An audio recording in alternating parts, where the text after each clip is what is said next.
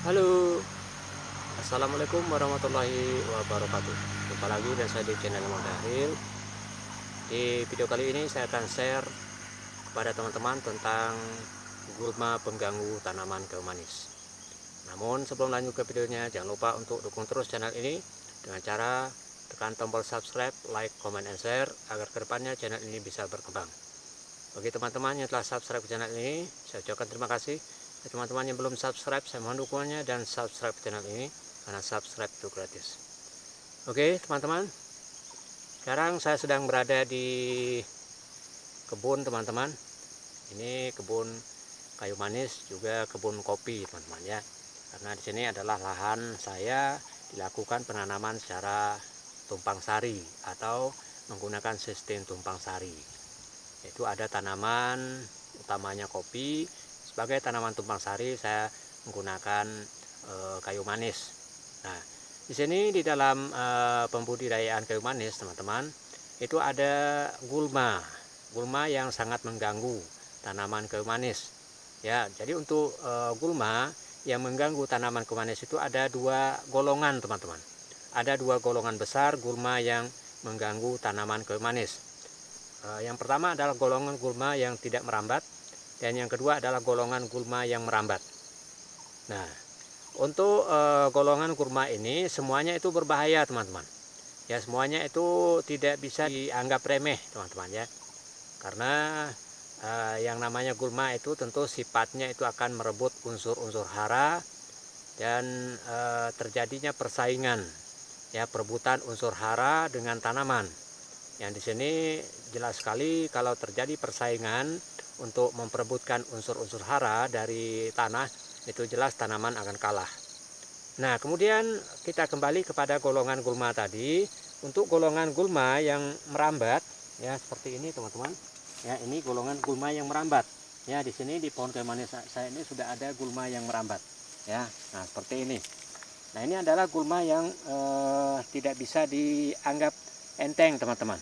Gulma yang sangat mengganggu, ya. Karena ini sifatnya merambat, dia bisa naik ke atas sampai ke pucuk kayu manis. Kemudian kalau kayu manisnya masih kecil, masih sebesar ini, masih umuran 1 tahun misalnya, atau kurang dari 1 tahun, nah itu dengan adanya gulma yang merambat ini itu akan menghambat pertumbuhan kayu manis. Karena di sini nanti gulmanya ini akan menutupi semua kayu manis ini. Ya, dia akan merambat ke semua cabang dan akhirnya nanti kalau ini sudah banyak ya, maka pohonnya akan melentur dan nanti akan tumbuh tunas-tunas airnya yang jadinya tanaman ini tidak bisa fokus untuk pertumbuhan karena sudah tinggi begini dia akan melentur lagi, maka akan tumbuh tunasnya. Jadi kalau gulma ini terlambat kita lakukan pemberantasan, maka akan membahayakan bagi pertumbuhan tanaman kayu manis kita. Ya, nah, jadi untuk gulma yang tidak merambat misalnya, nah seperti ini. Ya, ini contoh gulma yang tidak merambat. Kalau misalnya di lahan itu ada tumbuhan atau gulma seperti ini tidak jadi masalah. Karena ini nanti apabila buahnya ini sudah matang, ya, ini buahnya sudah matang nanti sudah berterbangan, ini dia akan mati sendiri. Tanpa kita lakukan pemberantasan, maka dia akan mati sendiri. Siklus hidupnya itu ada batas waktu. Ya, kalaupun ada gulma seperti ini menandakan bahwa tanah di sekitar itu masih subur. Ya, jadi kalau tanah yang tidak subur itu tidak akan ditumbuhi gulma yang seperti ini. Nah, kemudian ada lagi jenis yang lain. Ya, ini jenis gulma yang lain lagi. Ya, seperti ini merambatnya di bagian bawah. Ya, tapi ini juga tidak bisa kita biarkan yang namanya gulma, tapi ini adalah golongan dari gulma yang tidak merambat. Nah, jadi untuk pemberantasan gulma yang merambat, nah teman-teman, ini adalah pemberantasan gulma yang tidak merambat, ya. Nah, jadi kita akan lakukan pembabatan, ya. Gulma-gulma ini akan kita lakukan pembabatan supaya nanti tidak akan mengganggu pertumbuhan kayu manis kita ini. Nah, ini golongan gulma yang merambat ini teman-teman. Ini salah satu contoh gulma yang merambat. Dan ini cepat sekali pertumbuhannya, ya. Dalam waktu beberapa bulan dia bisa menyelimuti seluruh bagian ranting-ranting atau cabang-cabang kayu manis. Nanti kalau sudah banyak gumpalannya, ini sudah banyak gumpalannya, maka akan berat. Jadi akan menarik ke bawah. Jadi pohon kayu manis akan turun. Ya, ini biasanya berbahaya ya kalau tanaman-tanaman masih kecil seperti ini. Ya, tapi kalau tanaman sudah besar, sudah 5 tahun ke atas, ya. Nah, ini juga tidak begitu berbahaya lagi. Tapi ini berbahayanya untuk tanaman yang masih kecil. Ya, misalnya umur 1 tahun setelah tanam sampai dengan 2 tahun setelah tanam.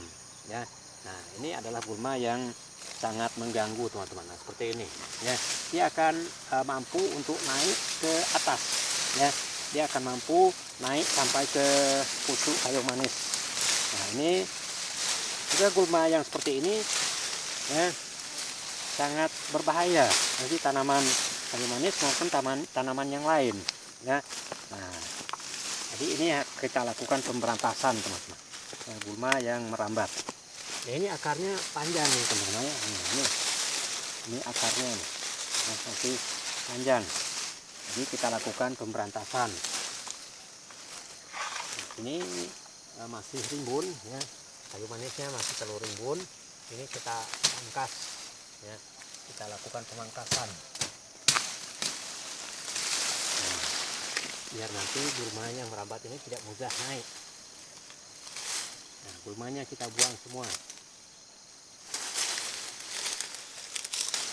Nah, yang tidak merambat seperti ini teman-teman. Ya, ini adalah gulma yang merambat, memang agak merambat tapi di bagian bawah ya. Dia tidak begitu naik seperti akar ya. Walaupun dia merambat di bagian bawah, tapi rambatannya itu tidak terlalu panjang. Gulma seperti ini dia tidak akan mampu menarik ya. Tapi gulma yang seperti ini akan melakukan perebutan ya. Gulma yang seperti ini akan melakukan perebutan unsur-unsur hara dari dalam tanah. Nah, maka kalau gulma seperti ini tidak biarkan, tanaman kita akan terganggu pertumbuhannya. Nah teman-teman, itulah 2 golongan gulma yang sangat mengganggu tanaman kayu manis. Jadi bagi teman-teman yang punya tanaman kayu manis ya, usahakan untuk jangan sampai membiarkan gulma-gulma itu naik ke pohon kayu manis.